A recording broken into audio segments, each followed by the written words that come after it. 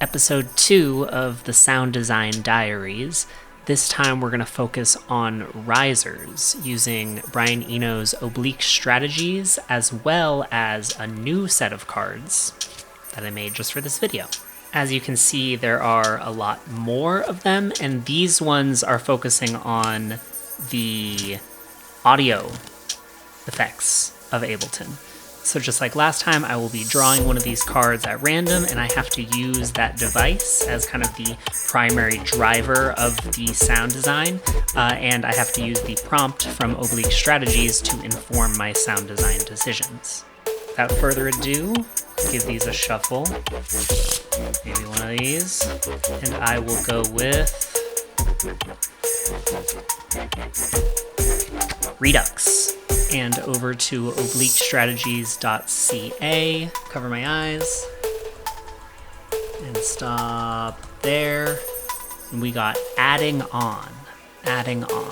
Okay, so when I think about adding things, thinking about layering a bunch of sounds on top of each other.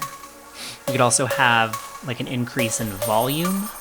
Maybe because we're creating a riser, we can do both. We can layer more and more sounds together as we get to the end of the riser and have it increase in volume, which I guess layering more sounds will increase the volume, but I think that'll work for our purposes right now. And now over to live. Let's see, so the device we have to use is Redux, and not just use it, I want it to be the kind of primary driving force of the sound. I really want you to hear the Redux and make that kind of the central identity of the sound. So I think a good length for a riser is usually about 8 bars. Sometimes I like to do 16 bars. Pick a note, doesn't really matter. Instruments. What about electric? Actually, I think I'm gonna resample this. So I'll start by just creating a single note with electric. I don't really know how electric works, so I'm kind of just moving parameters around more or less at random.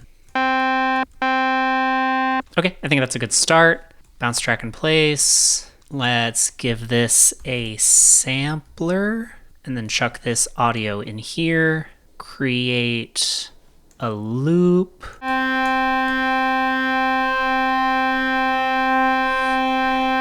Okay, I think I'll have the loop length shorten as we progress as well.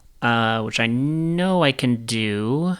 So I'm going to use the auxiliary envelope here. Loop length, there we go. So set that to 100, I guess. Or I guess I want it to be negative 100, right? Because it's rising.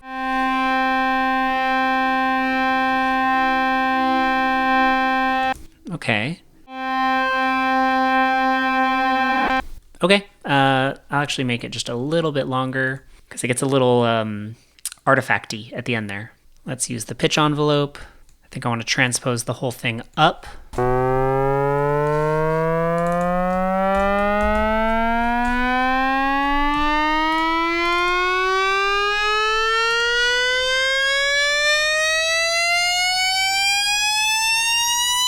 I mentioned that I want to add things. I want things to kind of layer together as we move towards the end. So I guess I'll decide what I want that layer to be.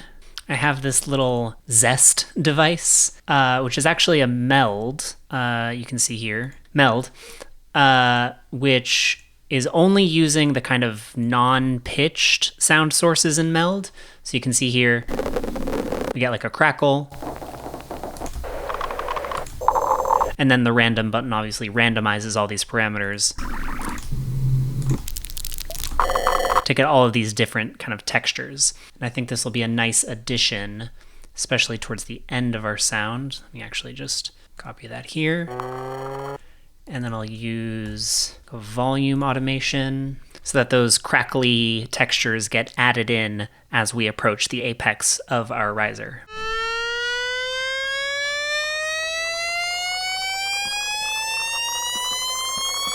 Yeah, okay, I want that to be reverbier. And again, this is just a reverb device with a bunch of parameters mapped that I can randomize.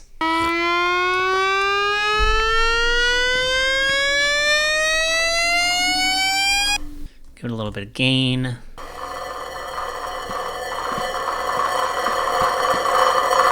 Actually, now that's a good opportunity to add the redux right after the reverb. There we go. Okay. It's always good to get some stereo motion here. And this time I think you'll actually be able to hear the stereo movement, because last time I accidentally had Ableton's input in OBS set to mono.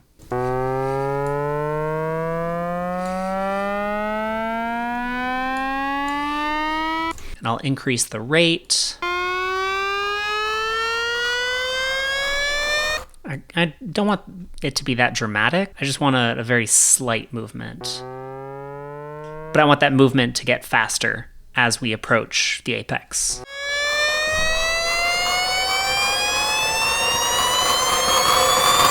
That's cool. I might actually add a redux to this as well. Yeah, I'll actually automate the bit rate there.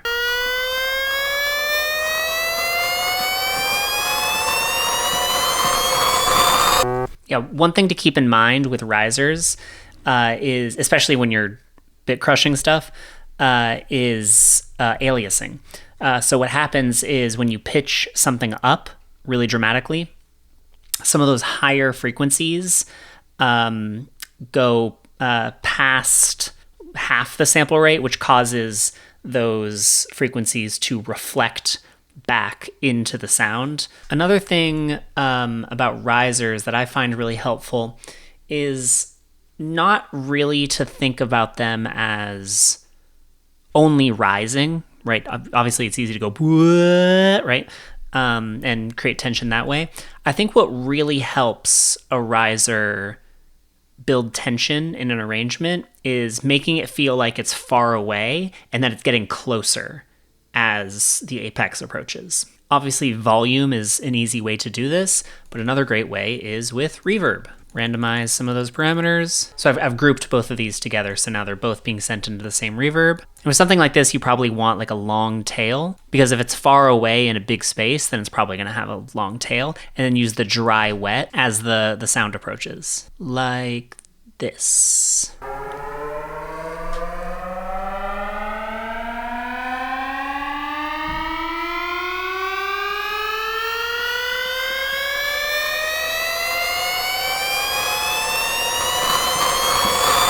Might even do, again, this is my version of echo with a bunch of parameters mapped so that I can randomize them quickly.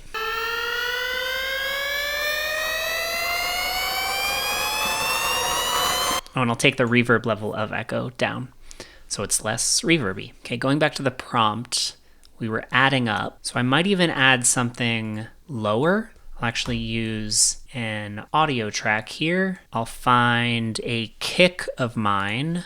How about, I'll use one of my kind of dirty kicks.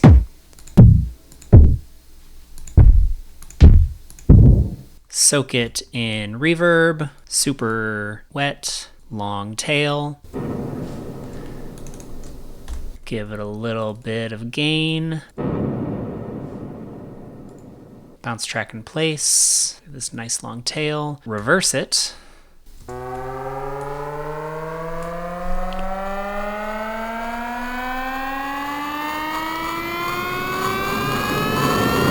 Sounds all right. I do want it to be kind of quieter though, maybe even like super quiet, minus 36 dB. I think I want the pitch to go a little bit higher.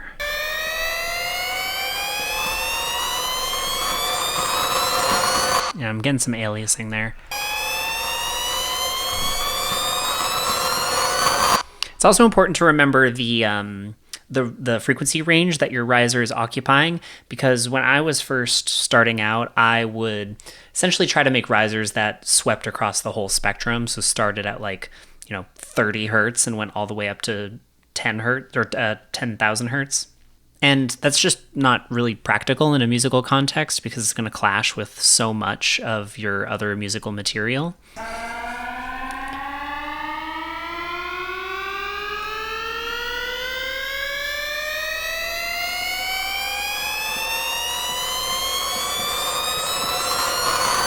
What about some filter movement as well?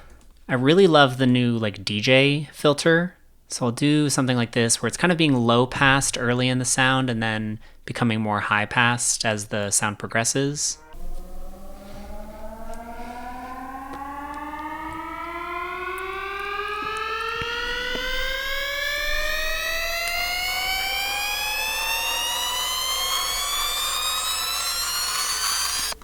What if I use the auto pan here to create a tremolo effect? I'm not necessarily going for something super dramatic. I just want a very light fluctuation in volume, but I do want the rate to go up. How about 8 hertz?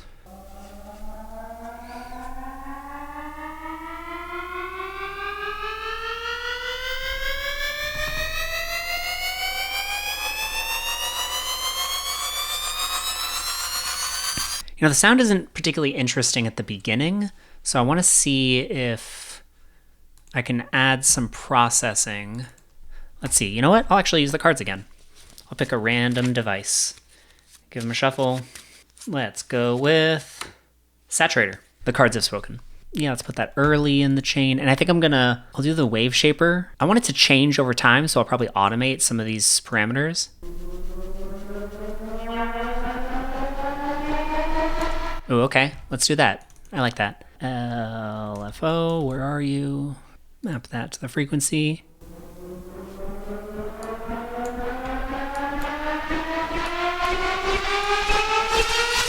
Okay, and then I'll take the dry wet down. So we're kind of like crossfading from the saturator into the redux.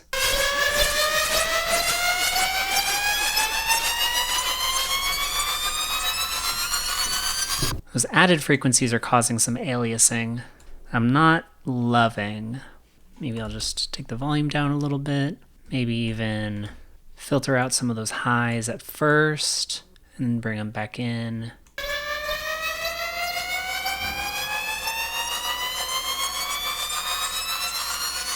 You know, I need to hear that kick a little bit more, or that reverse reverb kick thing.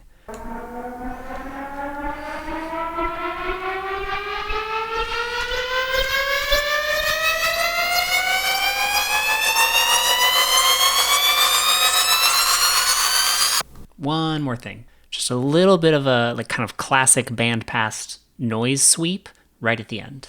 MIDI, let's go to operator. Actually, no, I have something for this. This is an operator patch that essentially just makes noise, kind of like TV static or radio static or something like that.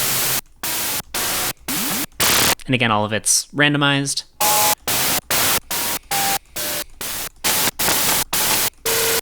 So I'm just going to wait until I find a noise I like. And I just want it right at the end. And then a filter, bandpass, but I will also fade it in this and sweep the frequency of the filter across like this. Let me hear just the noise. Okay, let's listen to it all together.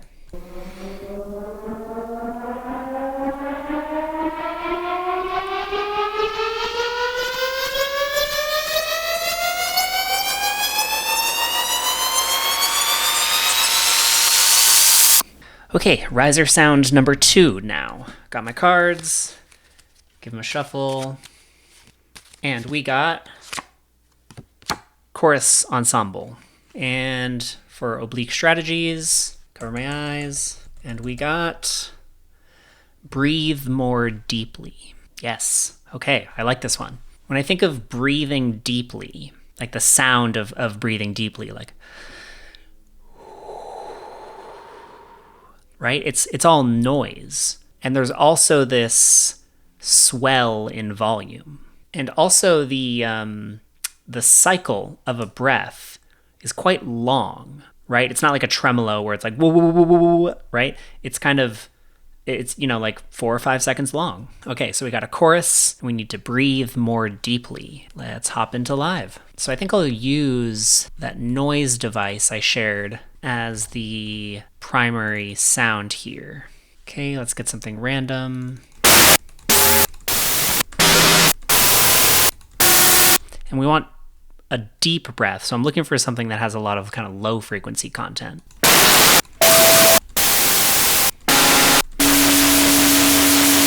Okay, that's got something. What I might even do is band pass it. Automate it like this.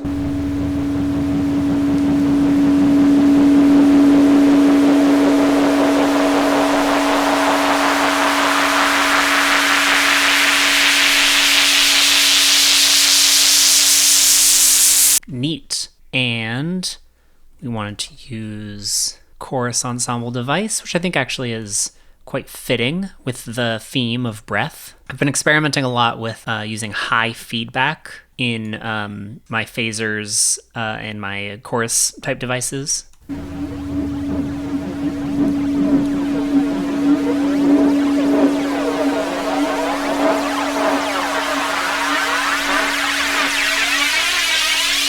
Maybe even take the amount.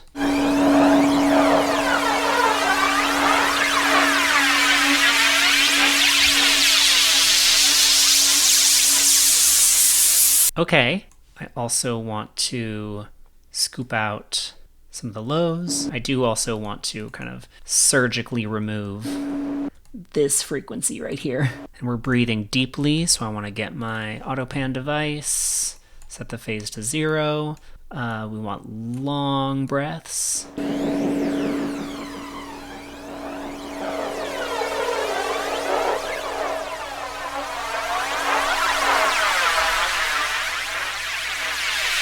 Cool, some proper panning here. I'm gonna see if I can use just this one sound for this particular riser. So no layering like we did last time. I think actually a roar device would be really nice here. And again, this is my custom rack. This is kind of the like multi-band mode, so I'm kind of randomizing the types of distortion that are happening in all 3 bands.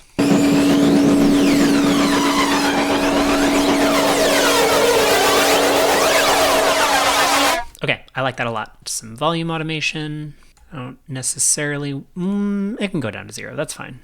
Maybe what I want is something like this.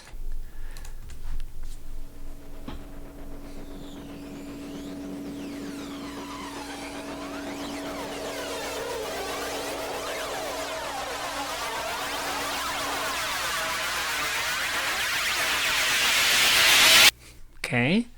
Progress. Maybe bring this down a bit. The chorus sound is kind of imperceptible for the first few seconds. So I'll bring it up, give it some gain.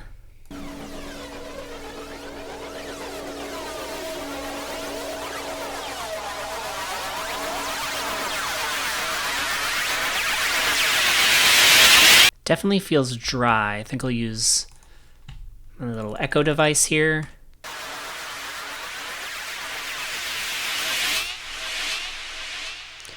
Yeah, and just like last time, I want it to feel like it's coming closer. So it'll be very wet at the beginning and then become more dry as we get closer.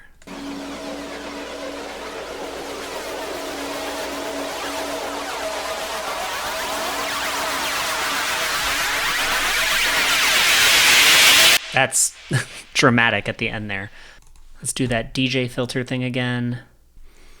Be up to like 70. I don't want it to be that low, so like minus 70.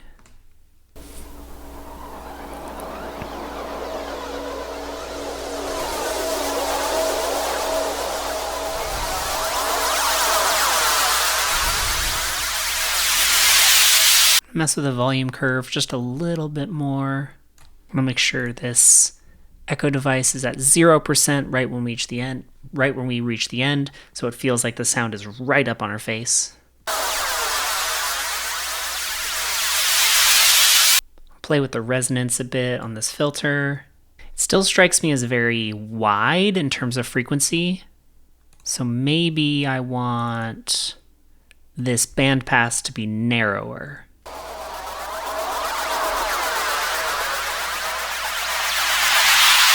But it feels like it should go higher too.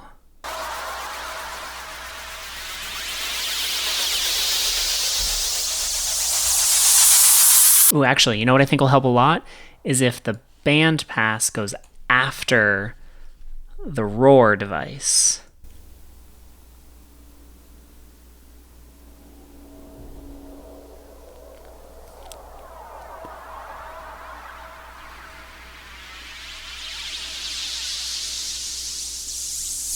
It totally cut out a lot of the volume. Let me try that again. Maybe with the wider band this time.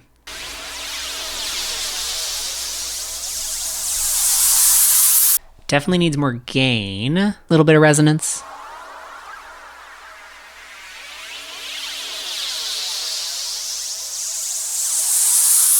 Oh, okay, we're actually clipping a little bit. So maybe a limiter here. Even out all the dynamics.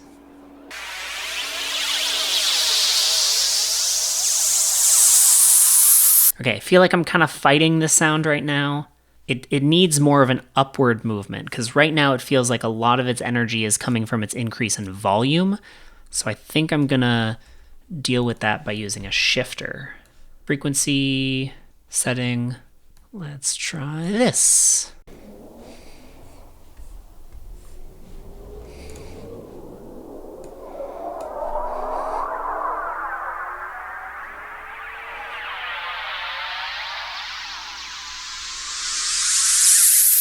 Okay, I think I'm as happy with this sound as I'm ever going to be. And at a certain point, you just have to say, it's good enough. So I'll bounce it in place. Yeah, this is what's kind of bothering me about it, is you can see it's really quiet up until the end. So actually, I'm going to go back. This volume curve, I think needs to be like, maybe even just getting rid of the volume fade entirely.